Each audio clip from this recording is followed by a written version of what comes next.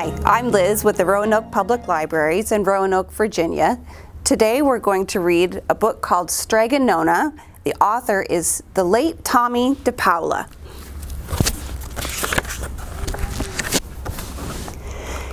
In a town in Calabria, a long time ago, there lived an old lady everyone called Strega Nona, which meant Grandma Witch. Although all the people in town talked about her in whispers, they all went to see her if they had troubles. Even the priest and the sisters of the convent went, because Strega Nona did have a magic touch. She could cure a headache with oil and water and a hairpin. She made special potions for the girls who wanted husbands. And she was so very good at getting rid of warts. But Strega Nona was getting old, and she needed someone to help her keep her little house and garden. So she put up a sign in the town square. And Big Anthony, who didn't pay attention, went to see her. "Anthony," said Strega Nona, "you must sweep the house and wash the dishes.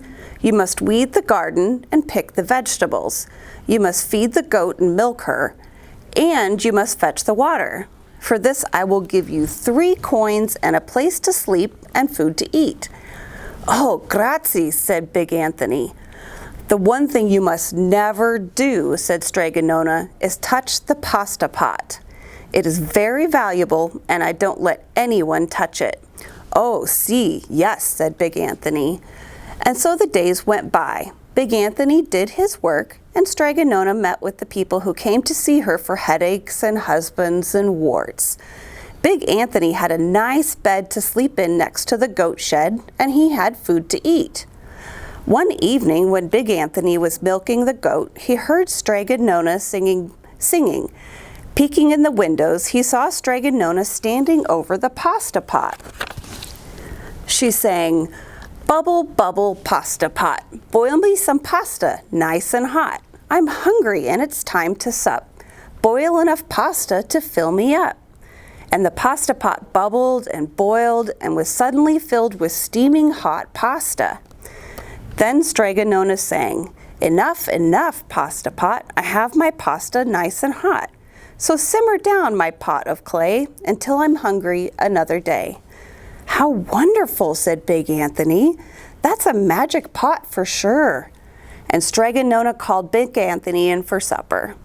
But too bad for Big Anthony, because he didn't get to see Strega Nona blow 3 kisses to the magic pot.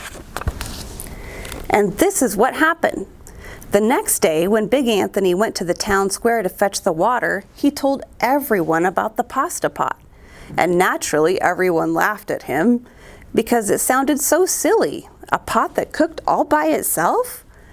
"You'd better go and confess to the priest, Big Anthony," they said. Such a lie! And Big Anthony was angry, and that wasn't a very good thing to be. "I'll show them," he said to himself. "Someday I will get the pasta pot and make it cook, and then they'll be sorry."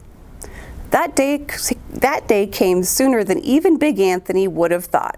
Because 2 days later, Strega Nona said to Big Anthony, "Anthony, I must go over the mountain to the next town to see my friend Strega Amelia.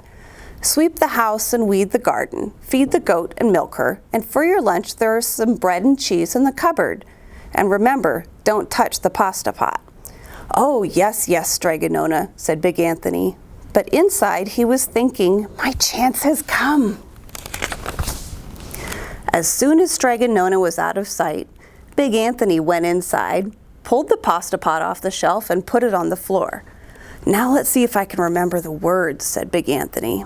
And Big Anthony sang, "Bubble, bubble, pasta pot. Boil me some pasta, nice and hot. I'm hungry and it's time to sup. Boil enough to fill me up." And sure enough, the pot bubbled and boiled and began to fill up with pasta. "Aha!" said Big Anthony. And he ran to the town square, jumped on the fountain, and shouted, "Everyone, get forks and plates and platters and bowls. Pasta for all at Strega Nona's house. Big Anthony has made the magic pasta pot work." Of course, everyone laughed, but ran home to get forks and plates and platters and bowls. And sure enough, when they got to Strega Nona's, the pasta pot was so full, it was beginning to overflow. Big Anthony was a hero. He scooped out pasta and filled the plates and platters and bowls. There was more than enough for all the townspeople, including the priest and the sisters from the convent. And some people came back for 2 and 3 helpings, but the pot was never empty. When they all had their fill, Big Anthony sang, "Enough, enough, my pasta pot. I have my pasta nice and hot. So simmer down, my pot of clay, until I'm hungry another day." But alas, he did not blow the 3 kisses. He went outside, and to the applause of the crowd, Big Anthony took a bow. He was so busy listening to compliments from everyone that he didn't notice the pasta pot was still bubbling and boiling until a sister from the convent said, "Oh, Big Anthony, look!" And pasta was pouring out of the pot all over the floor of Strega Nona's house and was coming out the door. Big Anthony rushed in and shouted the magic words again, but the pot kept bubbling. He took the pot off the floor, but the pasta kept pouring from it. Big Anthony grabbed a cover and put it on the pasta pot and sat on it. But the pasta raised the cover and Big Anthony as well and spilled on the floor of Strega Nona's house.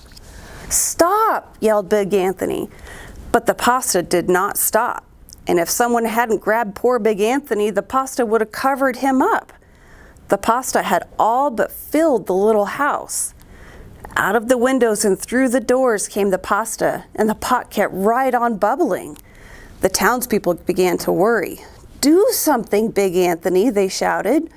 Big Anthony sang the magic song again, but without the 3 kisses, it did no good.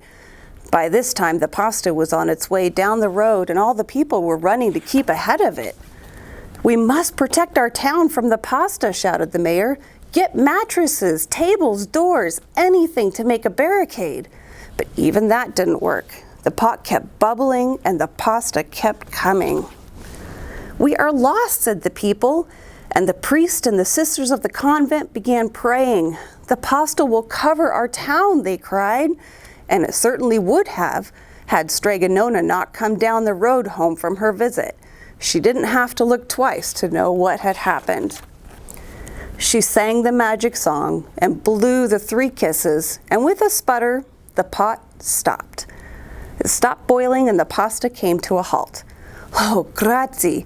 Thank you, Strega Nona," the people cried.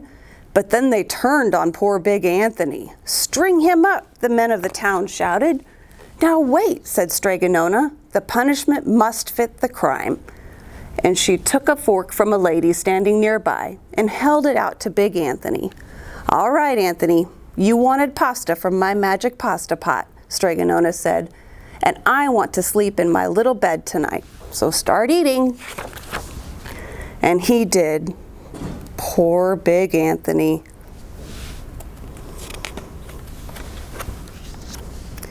The end. Thank you for joining me for story time today. I hope you enjoyed today's book, Strega Nona.